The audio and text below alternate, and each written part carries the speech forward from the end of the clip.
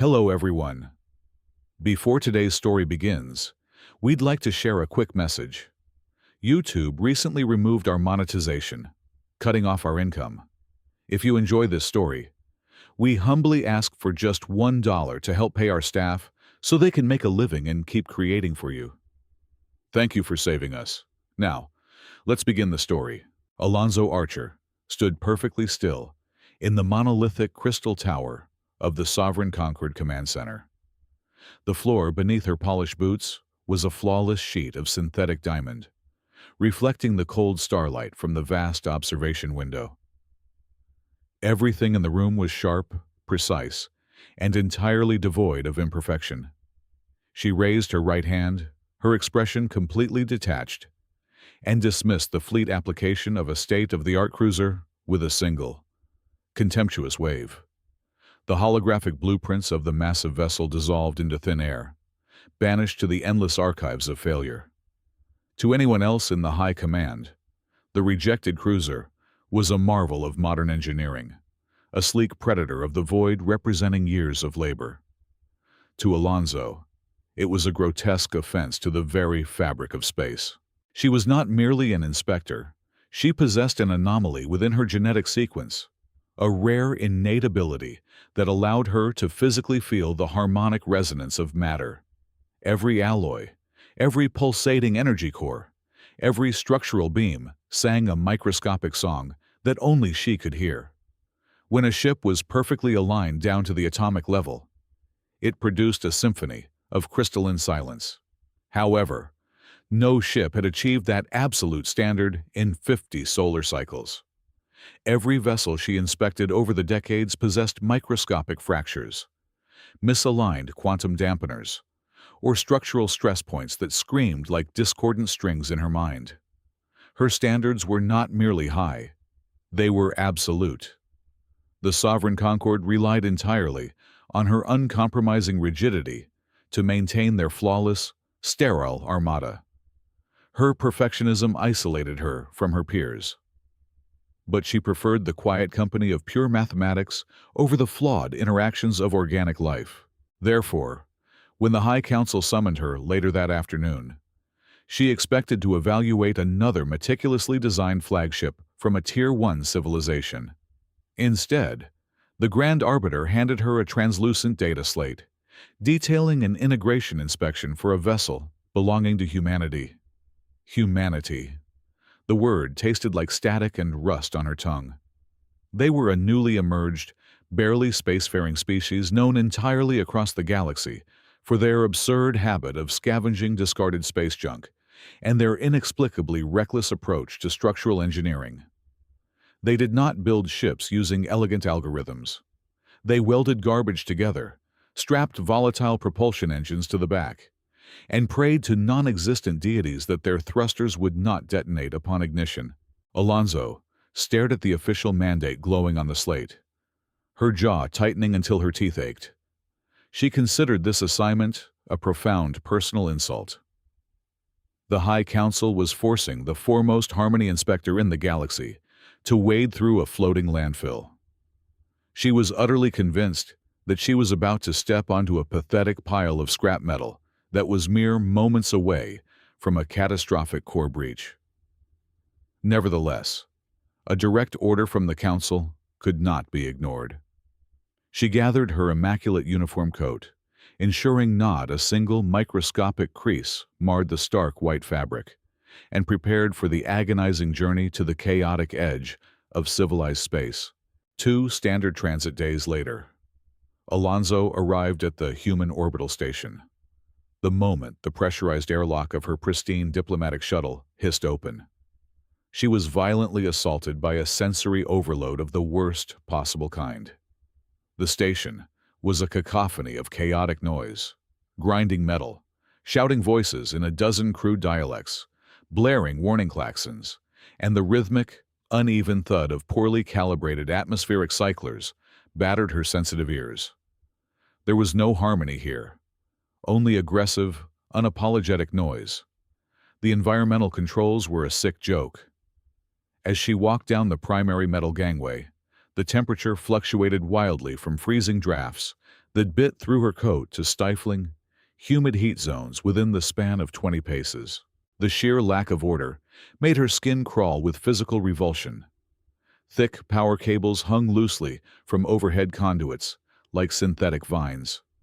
Warning lights blinked in unsynchronized, irritating patterns, and the air smelled heavily of burned engine grease, recycled sweat, and synthesized coffee. It was an environment of profound, uncomfortable chaos. Every surface she looked at vibrated with a jagged, ugly frequency. Standing at the end of the docking umbilical, waiting for her arrival, was a man who perfectly embodied the chaotic environment of his species. He did not stand at strict attention. He did not offer a formal salute, or even a customary bow. Instead, Captain Elias Thorne leaned lazily against a dented titanium bulkhead. His arms crossed casually over a profoundly faded leather coat that looked older than the station itself. His posture was offensively relaxed, completely devoid of any diplomatic etiquette. He looked at her with a calm, assessing gaze, completely unimpressed by the crisp white uniform and the golden insignia of the Sovereign Concorde. "You must be the inspector from the Concord," Elias said, his voice rough, but carrying an easy rhythm that momentarily confused her precise, harmonic senses. "Welcome to the Tartarus. I suggest you watch your step. The gravity plating in this sector has a bit of an attitude today." Alonso did not offer a smile in return.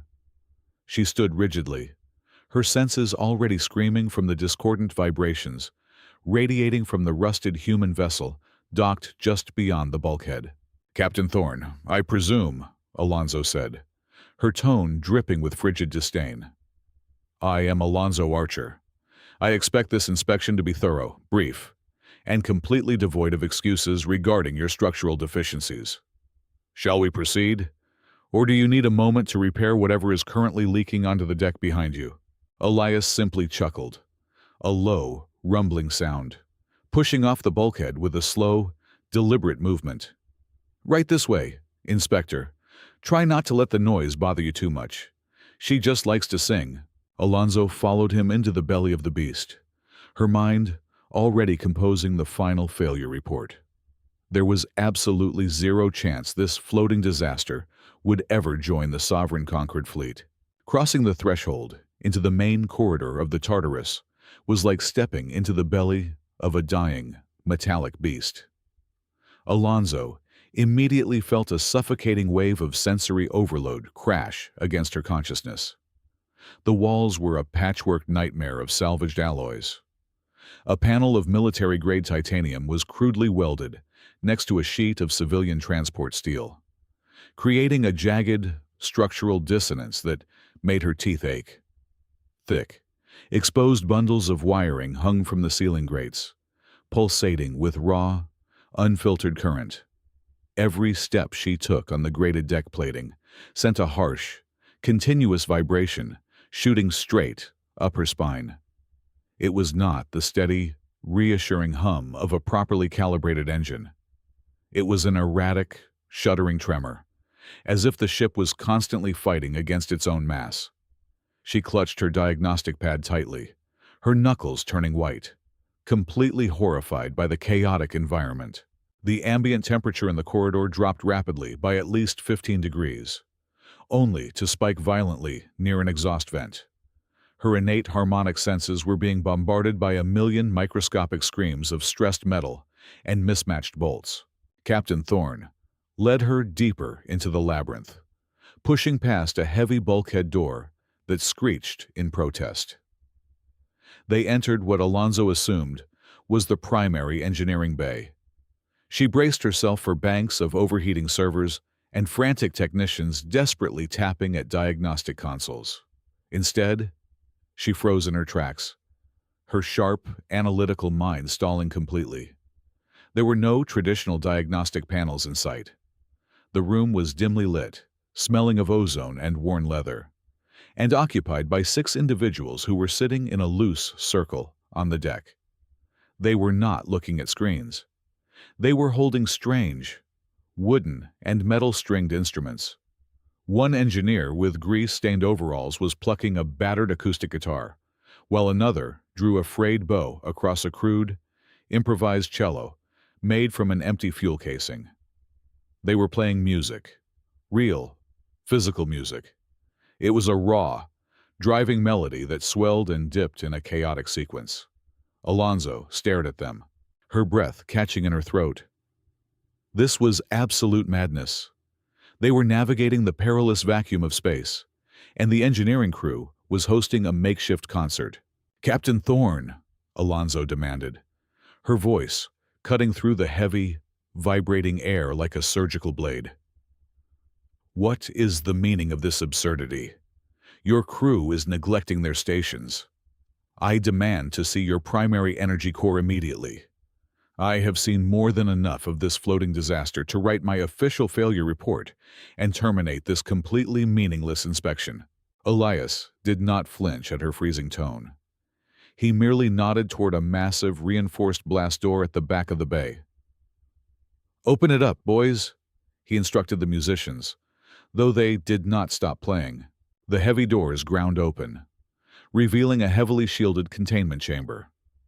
Alonzo stepped inside, determined to log the final fatal error. Then, she looked up and felt the blood drain entirely from her face. Suspended in the center of the room within a web of glowing containment rings was a swirling, pitch-black void fringed with violent violet light. It was a micro-singularity, a captive black hole. The Sovereign Conquered had universally banned the utilization of such highly unstable energy sources over 300 years ago. They were uncontrollable, unpredictable, and guaranteed to eventually consume the vessel attempting to harness them. Yet, here it was, boiling furiously inside a rusty human ship. Panic surged through her disciplined mind. She immediately scanned the containment apparatus, searching for the massive arrays of quantum dampeners required to keep such a monstrous force from expanding. There were none. Absolutely zero standard safety measures. The realization hit her with the force of a physical blow. The containment field was not being maintained by quantum physics. She closed her eyes, forcing her overwhelmed harmonic senses to isolate the frequencies in the room. The music, the heavy, rhythmic pulsing from the stringed instruments in the outer bay was being channeled through a series of physical acoustic baffles. The engineers were not ignoring their duties. They were literally playing the ship. They were generating exact, shifting audio frequencies that created a physical pressure wave, acting as a sonic cage that stabilized the raging singularity. They were adjusting their pitch and tempo in real time, reacting to the microscopic fluctuations of the black hole with a reaction speed that computer algorithms often failed to match. Alonzo opened her eyes, her previous contempt slowly morphing into a profound, reluctant curiosity. The structural harmonics of the Tartarus were an absolute, catastrophic mess. By every law of conquered physics, the vessel should have shaken itself to dust the moment it left the shipyard. But as she listened to the deeper song of the ship, beneath the chaotic screaming of the mismatched metal, she noticed something impossible. The discordant vibrations were weaving together. The erratic engine thrum, the rattling deck plates, the acoustic pressure from the stringed instruments. They were all interlocking into a living, breathing rhythm. It was a wild, unpredictable heartbeat that defied all logic. Her highly trained, analytical senses simply could not categorize it. 99% of her mind screamed that this was a mathematical impossibility, an impending disaster waiting to claim their lives.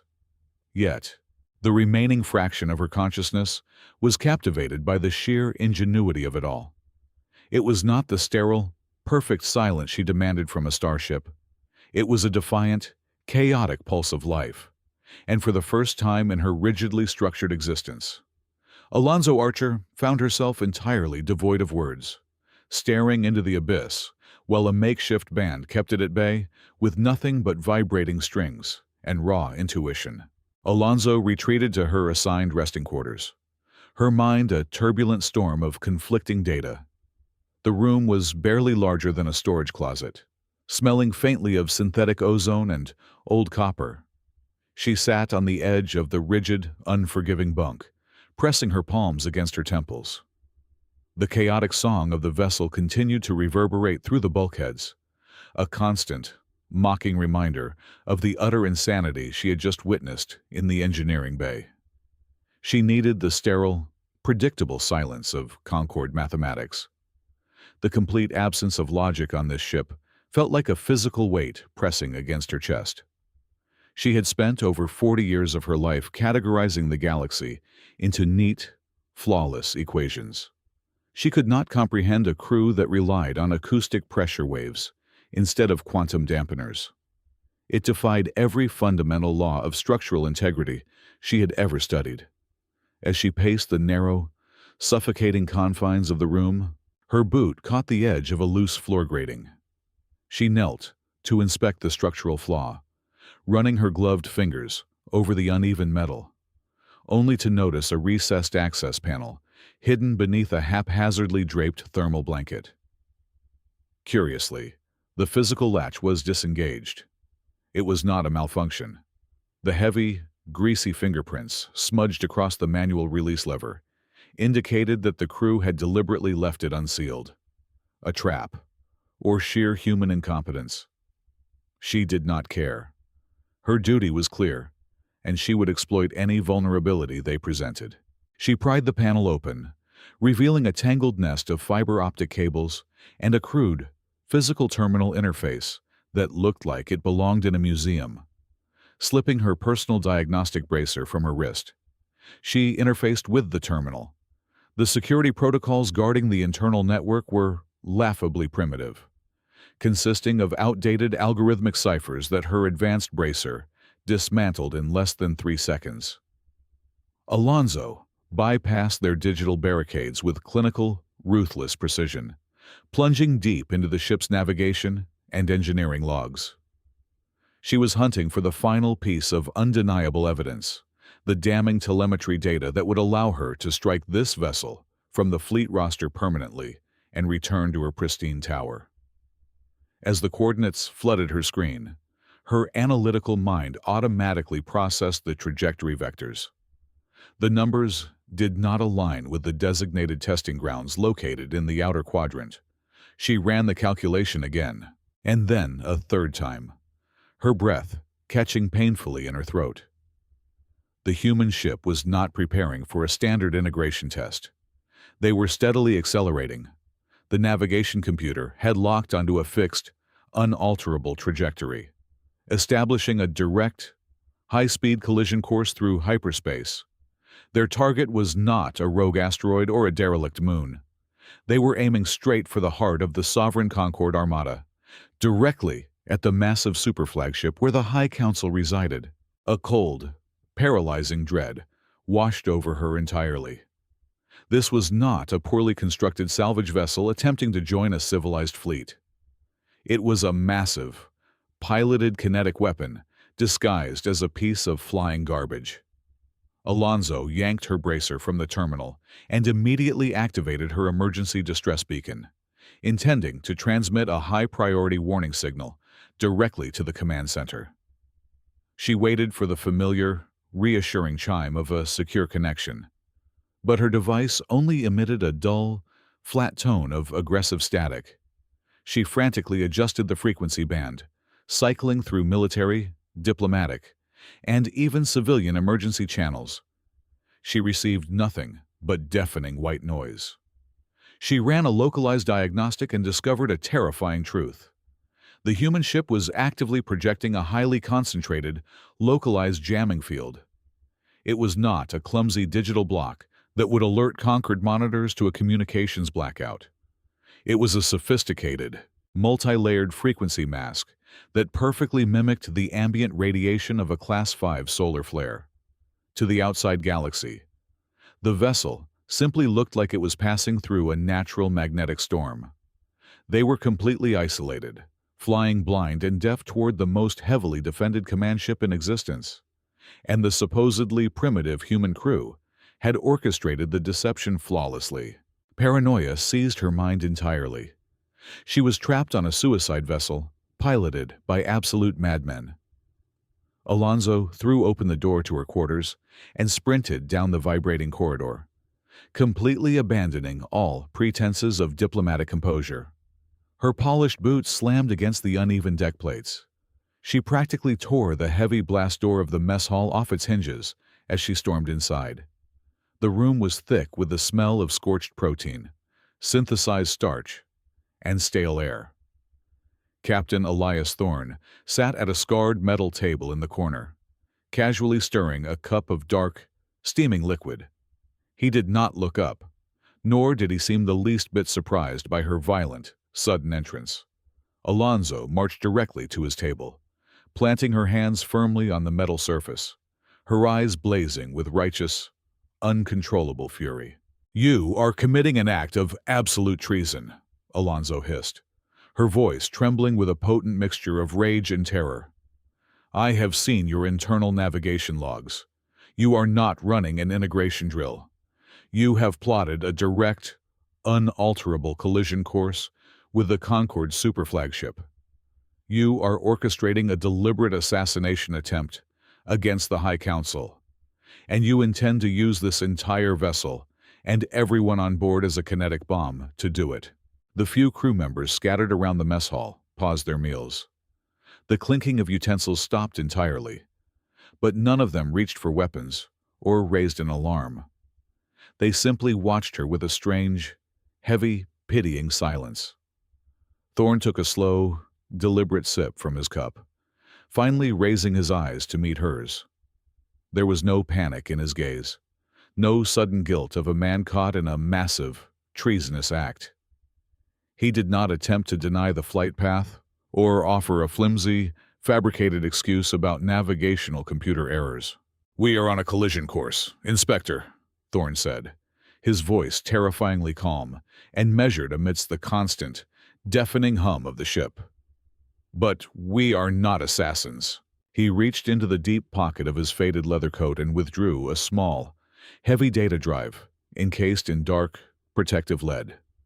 He placed it gently on the scarred metal table and pushed it slowly across the surface until it rested mere inches from her trembling hands. "You pride yourself on your perfect vision," Thorne continued, leaning forward, his casual demeanor finally dropping to reveal a grim, hardened resolve that chilled her to the bone. "You judge everything in this universe by its harmonic purity, but you have only been listening to the surface song. I want you to take that drive. I want you to plug it into your flawless Concorde bracer, and I want you to look very closely at the true, unfiltered harmonics of your perfect super flagship." Alonzo stared at the dull metal drive, a creeping sense of absolute horror twisting deeply in her stomach. The unshakable certainty she had harbored her entire life began to fracture, replaced by a cold, suffocating mystery that she was utterly terrified to unravel. Alonzo's hands shook uncontrollably as she picked up the lead-encased drive. The ambient noise of the mess hall seemed to fade into a dull, distant roar as her entire focus narrowed onto the small device. She slid the drive into the secure port of her pristine diagnostic bracer.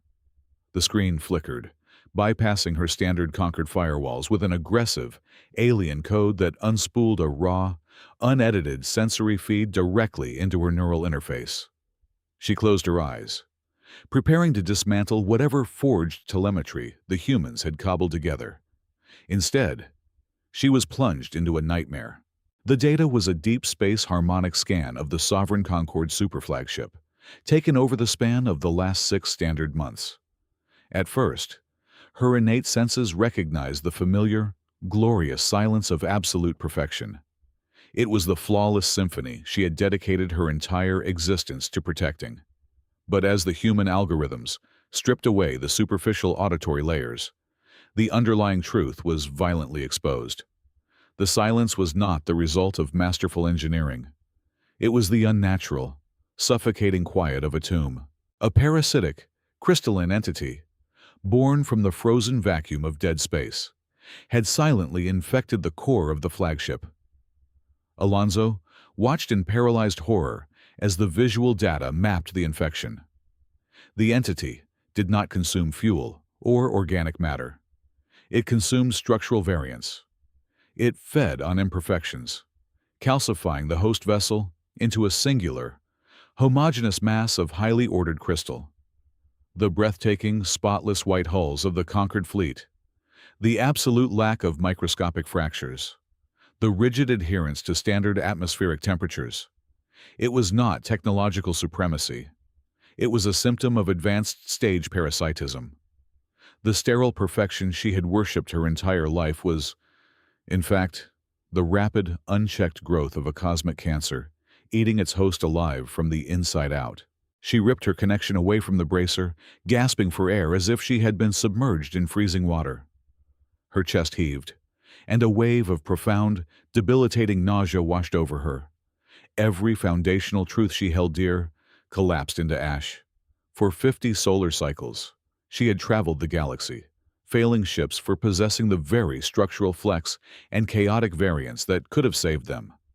She had actively purged the fleet of any vessel capable of resisting the infection. Her uncompromising standards, her brilliant analytical mind, her absolute devotion to order. She had been the perfect, unwitting architect of her own civilization's doom.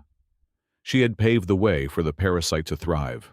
Elias Thorne remained seated, watching her psychological unraveling with a heavy, sympathetic gaze. "We tracked the entity across 7 dead sectors," he said quietly, his voice cutting through her spiraling panic. "We realized what it was doing. It hunts for harmony. It seeks out synchronized frequencies and calcifies them. If a ship operates on predictable, perfectly aligned quantum wavelengths, the parasite locks on and spreads like frost over glass. By the time your High Council noticed the drop in power efficiency, the crystal had already fused with their nervous systems. Your super flagship is gone, Inspector. It is just a hollow shell being puppeteered by a frozen mind." Alonso clutched the edge of the scarred metal table, her pristine white uniform suddenly feeling like a burial shroud. "And this vessel," she whispered, her voice cracking under the weight of the apocalyptic revelation. The mismatched alloys, the erratic core containment, the music, a deliberate, calculated mess. Thorne confirmed, standing up from his chair. "The Tartarus was built to be completely indigestible. Our structural harmonics are so violently chaotic, so entirely unpredictable, that the parasite cannot find a resonant frequency to latch onto. We are a walking localized earthquake. We built a weapon composed entirely of noise, designed to shatter crystal." Before Alonso could process the sheer scale of humanity's terrifying ingenuity, the deck beneath her boots lurched violently. The grinding roar of the mismatched engines reached a deafening crescendo as the Tartarus violently tore its way out of the hyperspace slipstream. The sudden shift in momentum threw Alonso against the bulkhead, bruising her shoulder, but she barely felt the impact. The heavy blast shields covering the mess hall observation ports snapped open. There, dominating the inky blackness of the void, was the Sovereign Conquered superflagship. It was gargantuan, a flawless spearhead of pristine metal that dwarfed the human vessel entirely. But to Alonso's newly awakened senses, it no longer looked beautiful. It glowed with a sickening, icy violet luminescence. The ship was utterly rigid, radiating a horrifying, cold silence that made her innate harmonic abilities scream in agony. Instantly, blazing red warning klaxons erupted across every corridor of the Tartarus. The chaotic hum of the human ship spiked into an aggressive, adrenaline-fueled roar. The heavy, mismatched deck plates vibrated furiously as the crew scrambled to their battle stations. Alonso scrambled to her feet, staring out the viewport. Standard Conquered engagement protocols dictated a mandatory 45-second hailing period, an exchange of identification codes, and a formal declaration of intent before any weapons could be armed. She desperately hoped to see a communications laser flare, a sign that someone, anyone, on the High Council was still alive inside that frozen tomb. There was no hail, there was no hesitation. Exactly 2 seconds after the Tartarus materialized, the massive, perfectly symmetrical forward batteries of the super flagship ignited with blinding, concentrated energy. The entity had no need for diplomacy. It recognized the chaotic, blaring threat of the human vessel and immediately opened fire, seeking to eradicate the only source of noise in its perfectly silent universe. The apocalyptic battle for the survival of the galaxy had begun. The pristine, concentrated beams of atomic destruction sliced through the cold vacuum of space, drawing a mathematically flawless trajectory toward the center mass of the Tartarus. Any conventional warship would have been instantly vaporized. However, the human vessel did not rely on standard evasion protocols. Down in the belly of the ship, the mismatched, salvage thruster arrays fired in a violently unsynchronized sequence. The right engine ignited a split second before the left, causing the massive hunk of scrap metal to lurch violently, drop in altitude, and skid sideways like a wounded beast. The highly advanced predictive targeting algorithms of the superflagship, designed exclusively to anticipate the logical maneuvers of mathematically perfect vessels, were completely blinded by the sheer kinetic absurdity of the maneuver. The apocalyptic beams of energy scorched the empty void exactly where the Tartarus should have been a fraction of a second earlier.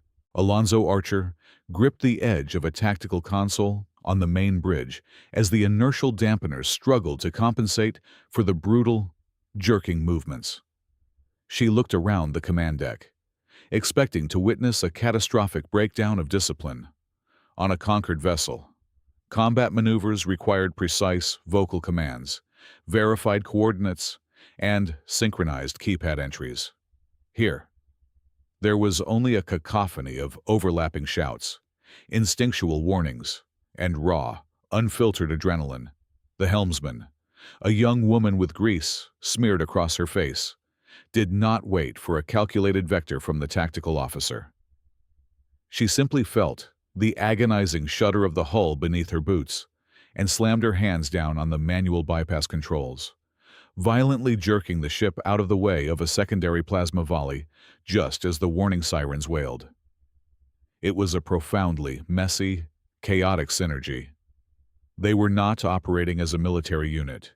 They were moving as a single, empathetic organism, relying entirely on a shared, intuitive pulse to hold the vibrating, mismatched alloy plates together when they should have logically been torn apart by the stress. Aboard the superflagship, the crystalline parasite rapidly adapted to the situation, realizing that predictive ballistics and logic-based weaponry were entirely useless against an enemy that operated purely on chaotic impulse. The massive entity shifted its offensive strategy. The forward hull of the pristine vessel split open, revealing rows of secondary emitters that glowed with a sickening, violent violet light. Without warning, the flagship unleashed a sprawling geometric energy grid. It was not an explosive projectile, but a massive net of stasis energy designed to instantly freeze kinetic movement and halt all molecular vibration across a massive radius. The net expanded across the void like a terrifying spider web, illuminating the darkness with its cold glow. The helmsman of the Tartarus threw her entire body weight against the steering yoke, desperately attempting to twist the heavy cruiser out of the designated strike zone. The human ship groaned, its rusted joints screaming in protest, but it was simply too sluggish to escape the massive area of effect. The sprawling net of stasis energy slammed brutally into the entire left wing of the Tartarus. Instantly, the salvaged metal, the pulsating power conduits, and the rotating thrusters on the port side were encased in a thick, unyielding layer of rigid, glowing violet frost. The physical impact of the localized freeze was absolutely catastrophic. Deep within the engineering bay, The violent, uneven deceleration sent a massive kinetic shockwave through the delicate acoustic containment field. From the bridge monitors, Alonso watched in sheer horror as the fragile harmonic balance completely shattered. The engineers, the incredibly brave musicians who were literally playing for their lives, were violently thrown from their makeshift stations by the physical feedback of the impact. The driving, rhythmic music that caged the micro-singularity abruptly and fatally ceased. Without the precise, sonic pressure waves to hold it back, the captive black hole immediately began to destabilize. The violet light at its edge flared wildly as it expanded, ruthlessly chewing through the glowing containment rings. The deck beneath Alonso began to scream, a horrifying sound of metal fatigue mixed with the terrifying gravitational pull that was now actively tearing at the internal structure of the vessel from the inside out. Captain Elias Thorne dragged himself up from the metal deck, a thick stream of dark blood trickling from a deep gash above his right eye. He did not issue a command to retreat. He did not initiate evacuation protocols, nor did he beg the silent, infected flagship for mercy. Going against absolutely every single established protocol of warship preservation and tactical survival ever written, he slammed his bruised fist down onto the primary communication console. Divert all remaining power from the frozen left thrusters and dump it directly into the main rear drives. Thorne roared, his rough voice echoing through the groaning, vibrating corridors of the dying ship. We cannot break the stasis net by trying to pull away. We are going to push straight through it. Helmsman, set a direct, unalterable collision course for their central battery. Ram them right in their glowing throat. It was a suicidal directive, a desperate application of blunt force trauma that defied all reason and logic. Alonso stared at the flashing tactical display, her mind racing faster than the failing engines. The human plan was incredibly brave, a final act of defiant noise against the suffocating silence. But her innate harmonic senses picked up a microscopic, fatal flaw. Now, fully attuned to the dark, chilling song of the crystalline entity, she could physically feel the micro-vibrations of the parasite's violet armor. It was vibrating at a highly specific, rapidly oscillating frequency to maintain its structural perfection. The chaotic noise generated by the Tartarus was specifically designed to shatter that crystal, but the humans were flying completely blind. They possessed mechanical ingenuity, but they did not have her rare genetic gift.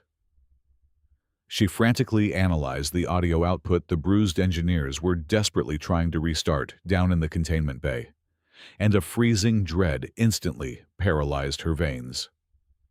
Their generated frequency was slightly out of phase. It was a microscopic misalignment, perhaps by just a fraction of a single decibel, but in the realm of resonant harmonics, it was the difference between victory and absolute destruction. When the Tartarus slammed into the super flagship, their noise would not shatter the crystal armor. The parasite would simply absorb the impact, and the human ship, along with its rapidly destabilizing black hole, would be instantly calcified and consumed by the silent entity. They were exactly 60 seconds away from total, irreversible failure, and only she possessed the exact mathematical key to correct the catastrophic dissonance. The bridge of the human cruiser was a maelstrom of screaming alarms and blinding red hazard lights. Through the main viewport, the infected super flagship loomed like a colossal iceberg of violet ice, completely indifferent to the impending collision. They were exactly 30 seconds away from mutual annihilation. Alonso Archer did not freeze. She did not fall back on the rigid, mathematical survival protocols instilled in her by the High Council. Instead, she reached for the collar of her immaculate, stark white uniform coat. With a fierce, uncharacteristic movement, she ripped it off and let the pristine fabric fall onto the grimy, vibrating deck. She was done being an observer. She was done demanding sterile silence. She lunged across the bridge and shoved the primary acoustic communications officer out of his chair.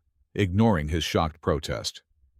She seized the manual override controls for the sonic relay array, establishing a direct, unfiltered connection to the battered engineering bay below. "Inspector, what are you doing?" Captain Thorne shouted, wiping blood from his brow as he braced against the command console. Alonzo did not look at him. She closed her eyes and extended her mind outward, pushing her innate harmonic perception past its absolute limits. She ignored the terrifying groan of the human vessel tearing itself apart. She ignored the frantic heartbeat of the crew. She focused entirely on the gargantuan, silent monstrosity rapidly filling the viewport. She listened to the sickening, rapid oscillation of the alien crystal. The parasite was singing a song of absolute, freezing order. It was a flawless rhythm of death. Alonzo searched for the inverse. She mathematically inverted the alien rhythm within her mind, hunting for the exact dissonant antichord that would tear the geometric lattice apart. It took her exactly 5 seconds to find the horrifying, jagged frequency. It was an ugly, violent note, a complete abomination of sonic physics. It was perfect. Her fingers flew across the crude analog keyboards of the human console. She locked the dissonant frequency into the main broadcasting array. But she knew the ship's standard power output was insufficient to project the wave across the void. They needed an explosive amplifier. She opened the telemetry link to the micro-singularity containment chamber. The captive black hole was already thrashing against its failing acoustic cage. Standard Concord doctrine demanded that she immediately initiate emergency dampening procedures to seal the breach. Instead, Alonzo executed a command that went against every single law of quantum safety ever written. She manually deactivated the primary pressure limiters. She deliberately introduced a massive, catastrophic vulnerability into the core containment field. "I am opening the gate," Alonzo yelled, her voice raw and filled with a fierce, wild energy she had never felt before. "Brace for a total kinetic shockwave." Before Thorne could countermand her suicidal order, the Tartarus unleashed hell. The micro-singularity, sensing the sudden structural weakness in its cage, violently expanded. A massive, terrifying surge of raw gravitational radiation erupted from the engineering bay. But before the black hole could consume the hull, Alonzo channeled that explosive burst of chaotic energy directly through the ship forward acoustic projectors, layering it perfectly with her calculated dissonant frequency. The human cruiser did not just fire a weapon. It unleashed a deafening, apocalyptic scream. A colossal tidal wave of jagged, chaotic energy ripped across the vacuum of space, completely invisible but possessing the raw force of a dying star. The chaotic wave slammed into the Sovereign Concorde superflagship exactly 3 seconds before physical impact. The stasis net immediately dissolved. The violet luminescence surrounding the colossal vessel flared in a blinding display of agony. The parasitic crystal, completely unable to adapt to the violently unpredictable sonic resonance, began to vibrate at a catastrophic rate. Alonzo watched through the viewport as the geometric perfection of the infection shattered. It started at the forward batteries and cascaded down the entire length of the hull in a spectacular wave of destruction. Billions of tons of alien crystal simply disintegrated, turning into a cloud of harmless, inert dust that drifted away into the void. Beneath the shattered armor, the pristine white hull of the host vessel remained completely intact. The terrified crew inside entirely unharmed by the surgical, chaotic strike. However, the physical backlash of the sonic blast hit the Tartarus like a meteor strike. The incredible recoil force violently shoved the human cruiser backward. If the Tartarus had been built to the flawless, rigid standards of the Concorde, the sheer kinetic stress would have snapped the vessel squarely in half. The hull would have shattered like glass. But the Tartarus was not perfect. It was a patchwork beast of salvaged alloys, mismatched rivets, and flexible joints. As the shockwave hit, the ship twisted. The bulkheads groaned, the deck plates buckled, and the mismatched corridors flexed, absorbing the apocalyptic impact. The ship breathed. It compressed and expanded, dispersing the kinetic energy through its disorganized, chaotic architecture. The engines sputtered, the lights flickered, but the hull held together. They survived precisely because they were flawed. 8 standard months later. Alonzo Archer stood tall on the command bridge of the Tartarus.